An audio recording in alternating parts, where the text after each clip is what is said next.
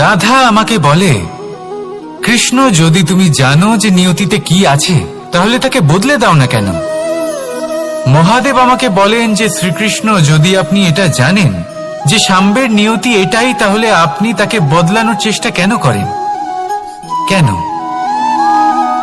কারণ আমি একজন পিতা, আর পিতার কর্তব্য এটাই, তিনি যেন সম্ভাব্য সব চেষ্টা করেন নিজের সন্তানের মঙ্গলের জন্য। নিয়তি আমি জানি, কিন্তু এটাও আমি জানি যে কর্মের থেকে বড় আর কোনো নিয়তি হতে পারে না। অভিজ্ঞতাও রয়েছে যে কর্মের হাতে নিয়তির এই চক্র বদলে যেতে পারে। তাই জীবনে যদি আপনার কখনো এমন মনে হয় যে এটা তো অসম্ভব, তখনও চেষ্টা করা কখনোই ছাড়বেন না। কে বলতে পারে আপনারই কর্মের কোনো এক বীজ হয়তো নিয়তির চাকায় আটকে গেল আর নিয়তিকে নিজের পথ পাল্টাতে হলো, ঠিক কিনা? সেই জন্য নিয়তিকে ভাগ্য মেনে নিয়ে চুপ করে বসে থাকবেন না। নিজের নিয়তি স্বয়ং নিজের কর্মের দ্বারা নির্ধারিত করুন, কারণ আপনার এই কর্মের ওপরেই আপনার অধিকার রয়েছে। আর এই অধিকারকে নিয়তি অনেক সময় সম্মানও করে। তাহলে আসুন আর আমার সাথে ভালোবেসে বলুন, রাধা রাধা। শক্তি এক অত্যন্ত বিচিত্র বস্তু, বা বলতে পারেন অনুভূতি। পিতা সবসময় চান যেন তিনি তার শক্তি পুত্রকে সঁপে দিতে পারেন, যাতে সে শক্তিশালী হয়, যাতে তার মঙ্গল হয়। তার পুত্র সবসময় চায় যাতে সে পিতার সেই শক্তি লাভ করে, কিন্তু সেই শক্তি লাভ করার জন্য পুত্র হওয়া যথেষ্ট নয়, যোগ্য পাত্র হতে হয়। আসুন আপনাকে সহজে বোঝাই। যদি আপনি সুপাত্র হন আর আপনাকে শক্তি দেওয়া হয়, তাহলে আপনি সেই শক্তির গুরুত্ব বুঝবেন, কোথায় সেই শক্তি প্রয়োগ করা উচিত সেটা বুঝবেন। আর এটা যেহেতু অর্জন করা শক্তি হবে, সেই শক্তির অপব্যবহার হবে না। কিন্তু যদি এই আপনি কুপাত্র হন আর যদি আপনাকে এই শক্তি দেওয়া হয়, তাহলে কি হবে? দেখতে গেলে এই শক্তি আপনি দান হিসেবে পেয়েছেন, তাই না আপনি এই শক্তির গুরুত্ব বুঝবেন আর না এর প্রয়োগ আপনি জানবেন। তার অপব্যবহার হওয়া সুনিশ্চিত।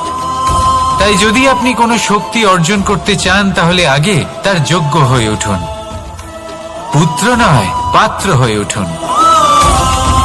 আর আমার সাথে ভালোবেসে বলুন, রাধা রাধা।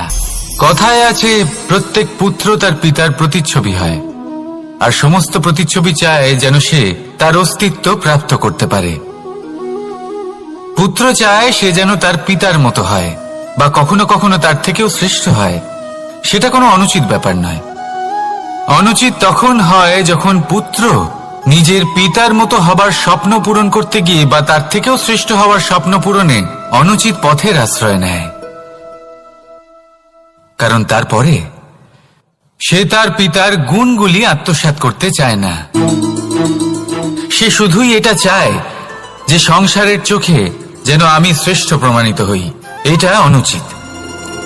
সংসারে এমন অনেক মানুষ আছেন যারা এই কারণে শ্রেষ্ঠ হওয়ার চেষ্টা করেন যাতে তার পরিবারে তার পিতার সম্মান বৃদ্ধি পায়।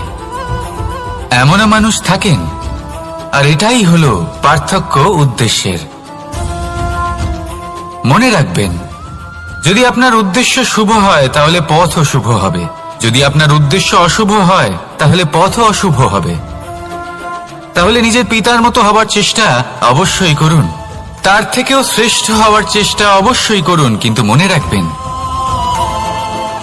আপনার সংকল্প আর আপনার উদ্দেশ্য এই দুই শুভ হওয়া উচিত। তাহলে আসুন আর আমার সাথে ভালোবেসে বলুন, রাধা রাধা।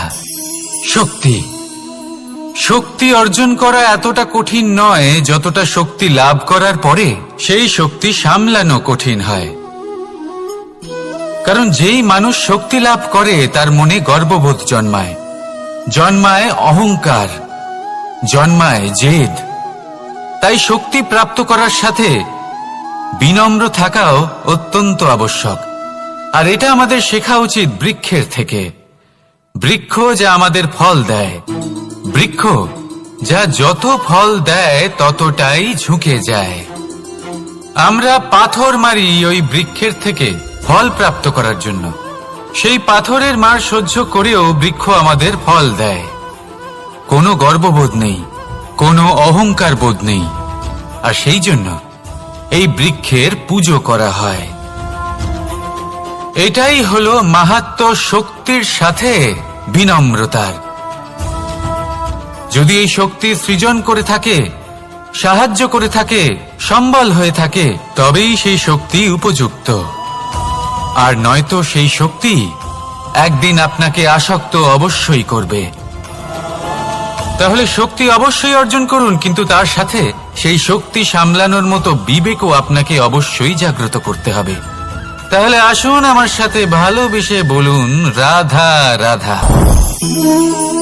অহংকার অত্যন্ত বলশালী হয়। এই অহংকার মানুষকে কখনো নত হতে দেয় না। অদ্ভুত ব্যাপার, এই অহংকার যা মানুষকে কখনো নত হতে দেয় না, সেটাই তার পতনের কারণও হয়ে দাঁড়ায়। যেখানে মানুষ এটা ভাবতে শুরু করে যে শুধুমাত্র সেই যোগ্য, সেখান থেকেই তার পতনের আরম্ভ। ঠিক কিনা? দেখুন, যদি কোনো মানুষ এটা ভাবে যে আমি এই সব কিছু করতে পারি, তাহলে তা হলো বিশ্বাস। কিন্তু যদি সে এটা ভাবতে থাকে যে শুধুমাত্র আমি এই কাজ করতে পারি, তাহলে তা হলো সেই ব্যক্তির অহংকার। আর এটা আপনাকে বিনাশের দিকে অবশ্যই নিয়ে যাবে। মনে রাখবেন, যখন আমি আর শুধুমাত্র এই দুই এক হয়ে যায়, সেখান থেকে আপনার পতনের সূত্রপাত হবেই। তাই আপনি কখনোই এই অহংকারের চক্রব্যূহে ফেঁসে যাবেন না। বিশ্বাস রাখুন নিজের ওপর এবং অন্যের ওপরও। আর মনে রাখবেন, বিশ্বাসের মধ্যে বিশ্বের প্রত্যেকটা বস্তু বসবাস করে। তাই এই অহংকারকে ত্যাগ করে ফেলুন আর আত্মবিশ্বাসের ওপর মনোসংযোগ করুন। আর আমার সাথে ভালোবেসে বলুন, রাধা রাধা। মানুষ নিজের জীবনে ঈশ্বরকে খুব মান্য করে, ওনার জন্য কি না করে। ভিন্ন ভিন্ন নামে তাকে স্মরণ করে, তাকে পুজো করে, তার আরাধনা করে। সে জানে যে ঈশ্বর তাকে শক্তি অবশ্যই দেবেন, তাকে সাহায্য অবশ্যই করবেন।